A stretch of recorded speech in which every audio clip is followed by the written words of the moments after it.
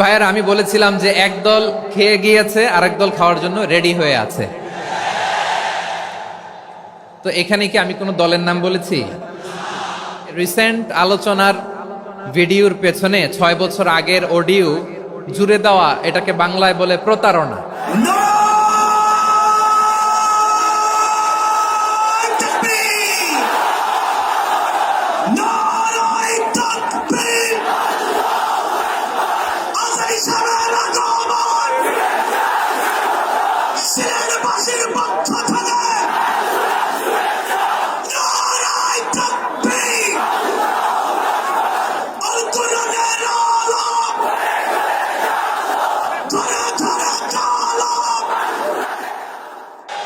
আপনারা খিতা কররা বালানি জিয় মাশাআল্লাহ মাশাআল্লাহ তাবারাকাল্লাহ, আল্লাহ কবুল করো। গত সপ্তাহে আপনারা জানেন খুলনা বিভাগের প্রোগ্রাম আমি দিয়েছিলাম যশোরে আদ্দিন ফাউন্ডেশনের উদ্যোগে। তো যশোরের প্রোগ্রামের এক ভিডিওর পেছনে আমাদের কিছু দিনী ভাইরা 6 বছর আগের এক অডিও ব্যাকগ্রাউন্ডে জুড়ে দিয়ে বিভ্রান্তি ছড়ানোর জন্য সোশ্যাল মিডিয়াতে ছড়িয়ে দিয়েছে।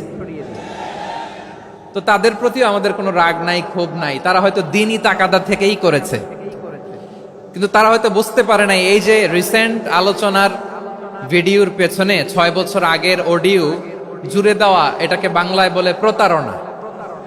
কি বলে? প্রতারণা, ধোঁকাবাজি। এখনকার আলোচনার ভিডিও আর ব্যাকগ্রাউন্ডে এডিট করে লাগিয়েছে 6 বছর আগের অডিও।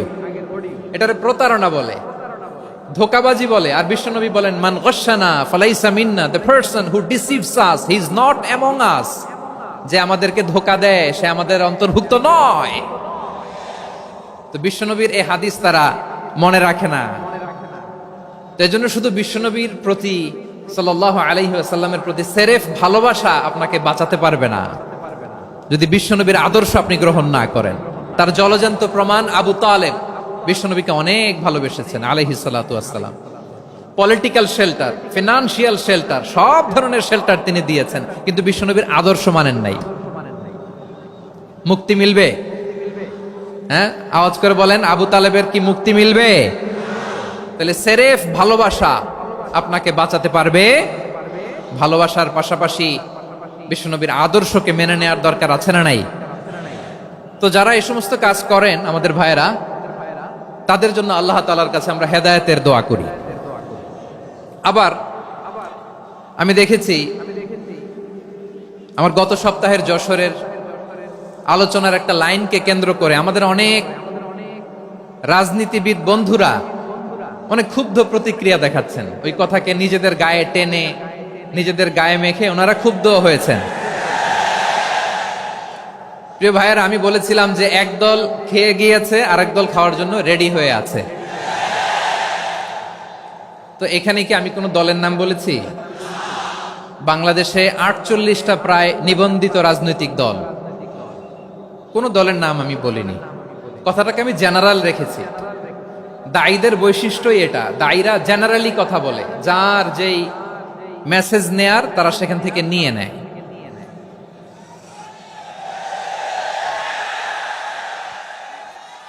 তো কোন দল এটা নিয়ে কোনো কথা বলল না। আপনারা এটাকে নিজের গায়ে যে মাখালেন, এটা ঠিক হয়নি। আমি বলবো যে এটা খুবই অনভিপ্রেত হয়েছে। কোন দলকে টার্গেট করে বা কোন দলের পক্ষে আমরা কখনো কথা বলি না। আমরা কোরআনের পক্ষে কথা বলি, ইসলামের পক্ষে কথা বলি, ঠিক কিনা বলেন?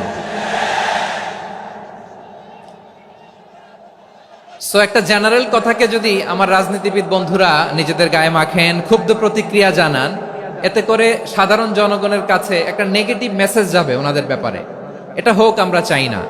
এদেশের যত এই যে আমার ভাইয়েরা, এই যে আমি এই যে কথা বলতেছি, সাদা টুপি, ও আচ্ছা আচ্ছা, চলে যাবেন না? একটু জায়গা দিয়ে দেন ওনাকে। হয় কি, লক্ষ লক্ষ মানুষের ভিড়ে আপনি যদি উঠতে চান খুব কঠিন হয়ে যায়। যদি পারেন একটু বসেন, আর না পারলে ভাইকে একটু জায়গা দিয়ে দেন। আমার দিকে তাকান, এই সিলেট, এদিকে তাকাও, এদিকে এদিকে, ফাইন। তো আমার প্রিয় রাজনীতিবিদ বন্ধুদের আমি বলবো, কথাটা ছিল ভেরি জেনারেল, এটা নিজেদের গায়ে মাখানোর কোনো দরকার নাই।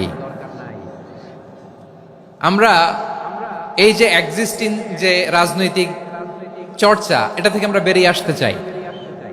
আমরা চাই না এদেশে চাঁদাবাজি, দখলবাজি থাক, ঠিক কিনা বলেন? এদেশে কোনো দুর্নীতি থাক, টেন্ডারবাজি থাক, এগুলো আমরা চাই। আই হেট পলিটিক্স একটা জেনারেশন আছে, এই বেশিরভাগ জেনজি অফ সিলেট, এরা আই হেট পলিটিক্স জেনারেশন, এরা পলিটিক্সকে পছন্দ করে না। তো কেন করে না, এর দায়ভার আমাদের আছে না নাই? আছে।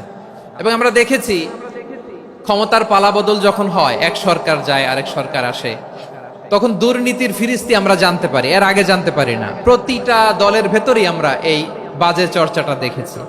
সো এখন আমাদেরকে শুধরে নেয়ার সময় এসেছে। এটা এই সুন্দর সময়, নতুন প্রভাতের বাংলাদেশ, নতুন ভোরের বাংলাদেশ, এই সময় আমরা কাদা ছোড়াছুরি যেন না করি। আমাদের শপথ নেয়ার সময় এসেছে। প্রতিটি দল, নিবন্ধিত 48টি, সবগুলো দলের এখন শপথ নেওয়া উচিত যে আমরা কোনোদিন আর চাঁদাবাজি করব না, টেন্ডারবাজি করব না, দখলবাজি করব না। আমরা সব সময় দেশের পক্ষে থাকব, সব সময় দেশের পক্ষে থাকব। সেই কথাগুলো ছিল ভেরি জেনারেল। যে কথাগুলো আমরা জেনারেলি বলি, এগুলো জেনারেলি আপনারা নিবেন। আমার রাজনীতিবিদ বন্ধুদের কাছে এটাই আমার কামনা।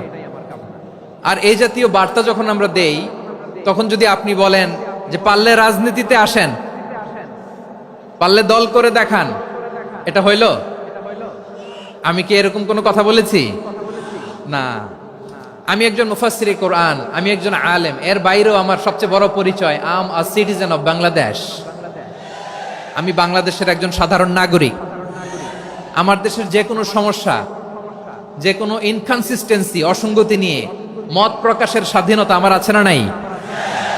আপনারাই তো বাক স্বাধীনতার কথা বলেন, ফ্রিডম অফ স্পিচের কথা বলেন, বাক স্বাধীনতার কথা বলেন। আপনারাই যদি আবার কোন মন্তব্যের কারণে বলেন যে রাজনীতির মাঠে আসেন, দল করেন, দেখি কতটুকু পারেন, এটা ঠিক হবে না।